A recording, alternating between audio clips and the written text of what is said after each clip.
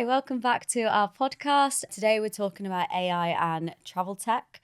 I'm Laura, Head of Operations at Transfer Travel, and we've got Sam. And I'm Sam, Business Development Assistant at Transfer Travel. And today we'll be talking about all things travel tech and AI. Do you want to kick us off? So when you hear the phrase AI in travel, do you have any concerns or do you think it's like more convenient? I think a bit of both, to be honest. I think it is definitely convenient. So you can pull up an itinerary in like less than a minute of your favorite destinations. You can kind of see where the hidden gems are. If there's anything from cheap travel, you can also have a look through AI using obviously ChatGPT or any of those other kind of AI models. So I think it's definitely is becoming convenient.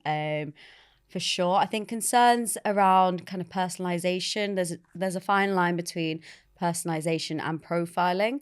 And for some people that it can be too much. And I think we've got to be a bit careful and have those safeguards in place. I've been to a lot of kind of AI travel talks, and at the moment it's a massive buzzword, AI. Everyone's using it. And whilst it's great in so many different ways, there's also the kind of concerns around what's too far, if it's going into kind of what you like, obviously algorithms as well.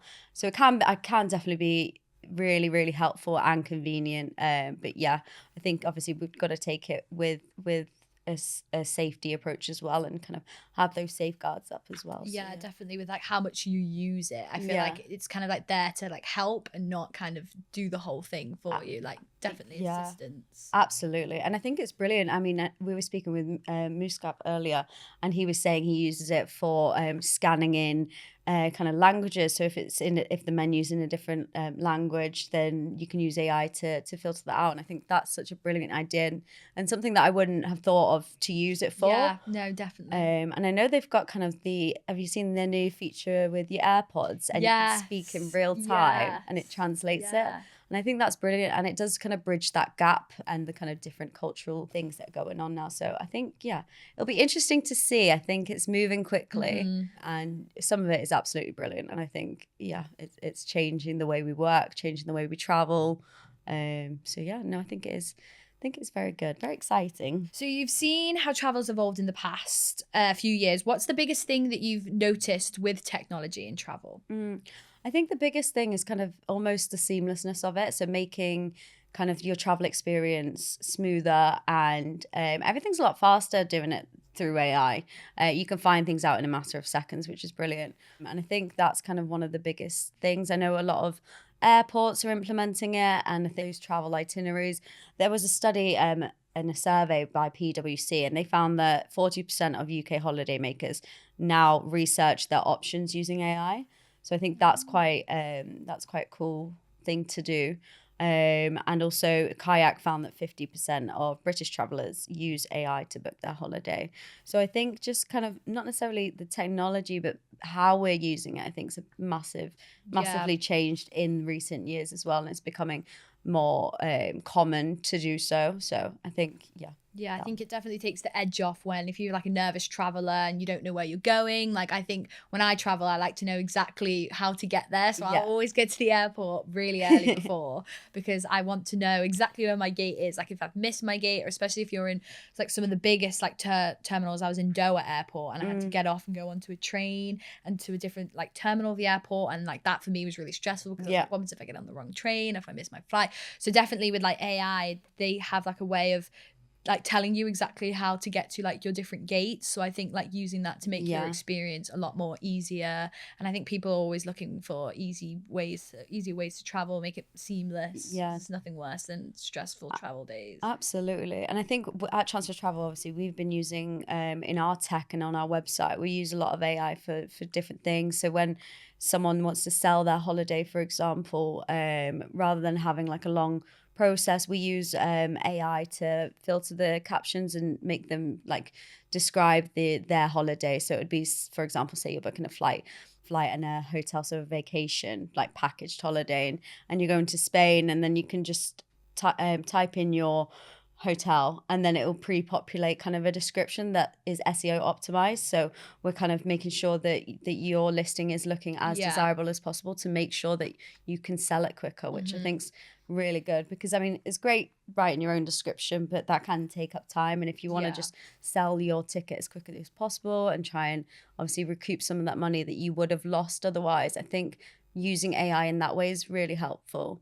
We've also using AI for pricing, like dynamic pricing. So working out when is the best time and how much money. So we can drop our prices if it's like, say, 70 days to the holiday, or if it goes down, and we work it out like that. So when's the best time to kind of sell and how much it should be, kind of based on those AI pricing dynamic features. So I think that's a really good one as well. Yeah, no, definitely it is, especially when there's nothing worse or more stressful than you got cancelled or lost travel plans, and then the one thing you want it to be is just easy, seamless, straight on there, and you can just hope that someone will buy it. Yeah. No, definitely. Yeah, so we've been recently nominated for the Prolific North Tech Awards, which is like absolutely amazing to be nominated. So that's coming up soon. So that'll be super exciting. We're nominated for the Tech for Good Awards.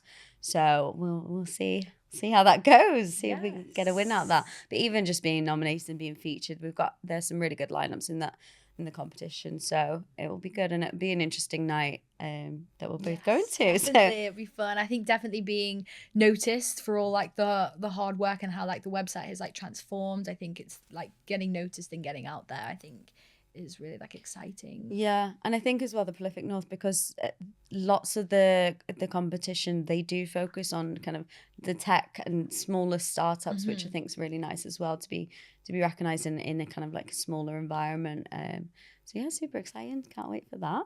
Do you think AI will make it easier for businesses or content creators to stand out in kind of a crowded, unsaturated market? Yeah, I do think AI is like helpful in the way when like editing like videos, or like with marketing, especially if you have videos where people are speaking and like the captions, like the AI generated captions. Because when editing a video, it's so simple. You just literally click one button and then the captions are all edited for you. In mine, you do have to change a few of them because she won't pick it up all the time what you're saying. It'll be wrong spelling, but it is definitely so much easier. And I think in the sense of like marketing is such a big thing nowadays with so much competition and so much trying to be authentic and original. I think with AI it's good with like helping with the process, but the actual content itself, I would say, is that's something AI cannot create. They can't create like emotional or kind of authentic or original. It kind of gives you like kind of basic ideas which could be helpful or useful. With the marketing industry, I think it's helpful in the way of like helping with like SEOs and like search boxes and like Google searches with getting, because nowadays when you search things on Google, the first thing that pops up now is AI, which is crazy, instead of just the normal like articles. So it is really, I think, for like small businesses and like, or like startups, it is really important to get your like SEO and your key kind of words like out there, and AI can definitely help that, because that is what people are like searching. They just want the quick search, and when I'm searching things, I don't even scroll down to read. I'll just read what the AI bot says. On the other hand as well, we had to be super careful when we're ever doing like content or copy on our website, because obviously we do want it to be SEO optimized, and I know now there are certain rules where they're not it's not filtering as well, because people are using copy straight from ChatGPT, so you kind of have to reword it and stuff. And I think that's also something to note, that not all the time you can rely on AI and ChatGPT. Because sometimes it's not always like correct as well. But I think taking like the help, especially with like the searches and like with like helping with like editing and like the in-screen captions, I think it is helpful there. But with the originality and obviously like the natural content, that needs to be more from like a human being, because that's something that AI can't create. I think as well, going back to itineraries, and obviously AI is really good for that, but I generally get my kind of, if I want to plan for something on TikTok. Yeah. Do you think AI would replace TikTok?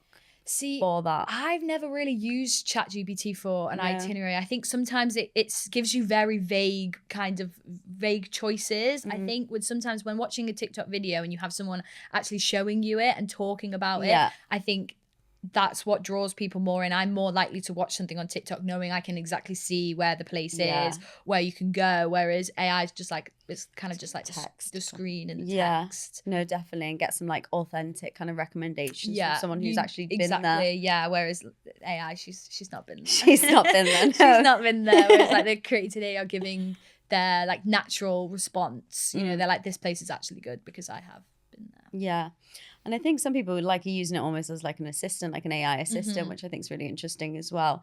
And it is mental to see how much it's changed and people are using it in different ways. So no, very, very exciting. So yeah, some airlines and hotels are already using facial recognition and biometric data. How do you think and feel about this kind of level of personalization? See, this was brought up quite a lot. I actually worked in a hotel when I did a placement year in America, and it was a massive hotel, like 3,000 rooms. It was huge. And there was a lot of, like, now on your phones with the app, you can just check in straight away. Yeah. And then you just go to the desk and then you can just pick up your key because it will see that you've already been checked in.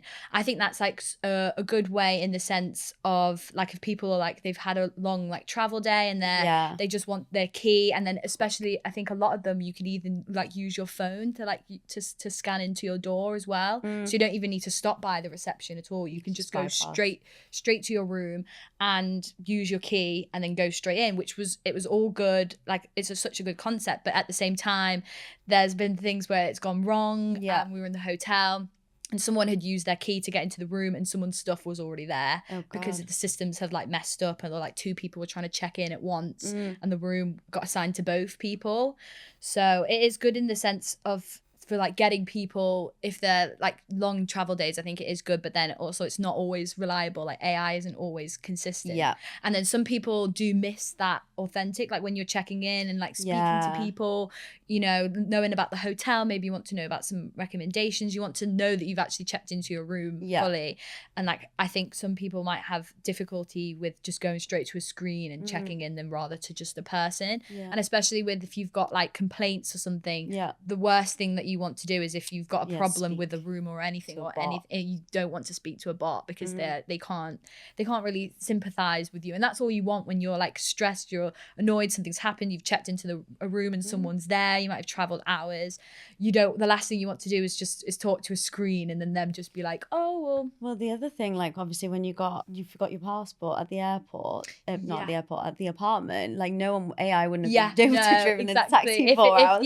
Exactly. If the whole apartment was completely no one there, completely AI, then we would have had to waste 8 hours. I think people do need that human connection, and I think that is just something that AI can't replace because they're essential intelligence, but then there's no like the big customer service thing is having that someone you can like kind of vent to and then they'll tell you that everything's okay and I'm so sorry and we'll make things better. Do you think AI needs kind of clearer ethical guidelines? That is a good question. I think that AI is good for just being kind of like that little helper and the little kind of like for quick searches. But I think when it comes to like, I feel like if it was more ethical and had more emotion, I think that's kind of just taking away the whole point of it, because I feel like it's supposed to be there to kind of help and give you quick answers. Whereas I think if it was more emotional, I feel like its answers wouldn't be as correct or as fast. So I think it's definitely interesting. I think it's there to kind of be as an assistance, but I think assistance with your job, not to do your job. Finally, do you think AI in travel is ultimately beneficial, creepy, or like somewhere in the middle? I think it's like somewhere in the middle. I think it can be beneficial to an extent, whereas it can help you with your like travel recommendations, you know, helping you translate different languages. But within like booking yourself, I feel like you would rather want to book the holiday yourself than over an AI, because I feel like you wouldn't want to give any of your like personal information to a bot, because at the end of the day it's a computer and you can't really cybersecurity and cyber trust it. incidents at the Yes. moment. So you've got to be careful with what we're putting into AI. I know some people are putting literally everything from business details to personal details, and I think you've just got to be a bit cautious with what you are actually obviously feeding it. It is a language model, so you're training it essentially. So I think you've just got to be careful, and obviously we have those safeguards in place. And I think people should be taught how to use it and the best ways to use it. I think that should be interesting to start bringing into schools, because it will be a massive part now, and I think that is going to stay here for the long run. So we might as well work like towards it and do it safely. Yeah. How to work with it and not make it work for you. Yeah. You're using it as a help. Yeah, as a tool. As a tool. I agree. Well, thank you so much for listening. This has been AI in Travel. Yeah, thanks so much, guys. Bye. Bye.